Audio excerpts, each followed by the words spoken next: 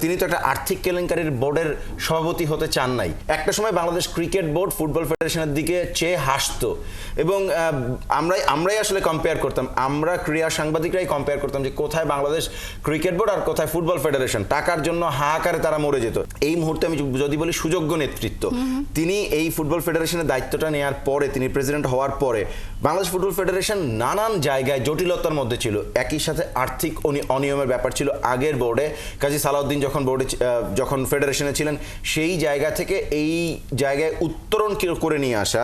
তিনি তো একটা আর্থিক কেলেঙ্কারির বোর্ডের সভাপতি হতে চান নাই। তিনি চেয়েছেন তিনি এমন একটা বোর্ডের সভাপতি হবেন যেটা ফিফার কোনো ধরনের কেলেঙ্কারির বাইরে থাকবে, মানে ফিফার কাছে তাদের কোনো কেলেঙ্কারির রেকর্ড থাকবে না। সেটাকে তিনি ঠিক করেছেন, ঠিক করে এই দায়িত্বটা নিয়েছেন এবং সেই দায়িত্বটাকে কত ডায়নামিকভাবে এগিয়ে নেওয়া যায় সেই কাজটা তিনি করে দেখিয়েছেন এবং এখনও করে যাচ্ছেন।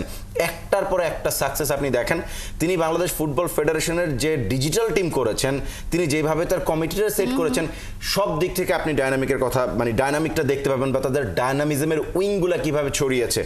একটা সময় বাংলাদেশ ক্রিকেট বোর্ড ফুটবল ফেডারেশনের দিকে চেয়ে হাসতো এবং আমরাই আসলে কম্পেয়ার করতাম, আমরা ক্রীড়া সাংবাদিকরাই কম্পেয়ার করতাম যে কোথায় বাংলাদেশ ক্রিকেট বোর্ড আর কোথায় ফুটবল ফেডারেশন। টাকার জন্য হাহাকারে তারা মরে যেত।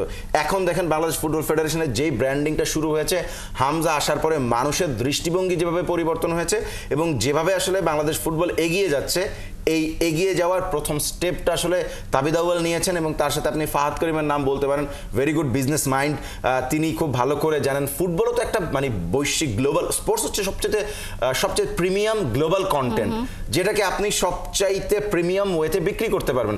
এই বিক্রির মানুষটা আগে ছিল না। ফুটবলকে কিভাবে ব্র্যান্ডিং করতে হবে, কিভাবে এই জিনিসটাকে ঠিক জায়গায় নিয়ে যেতে হবে, সেই কাজটা কিন্তু কেউ করে দেখাতে পারে নাই। তারা পারছেন। এই ডায়নামিক নেতৃত্ব বাংলাদেশ ফুটবলকে আগামী 2 বছরের মধ্যে ক্রিকেটকে অনেকটা পেছনে ফেলে এগিয়ে যাবে। কারণ তারা এখন মানে সবসময় তারকাদের উপরে নির্ভর করে তো একটা স্পোর্টস এগিয়ে যায়, সেই জায়গায় ক্রিকেটের তারকাদের পতন শুরু হয়েছে আর ফুটবলের তারকার জন্ম হওয়া শুরু হয়েছে। সুতরাং এই জন্মের মানে ম্যাচুরিটি আমরা 2 বছর পরে দেখতে পাবো বাংলাদেশ ফুটবল আসলে কোন জায়গায় আছে।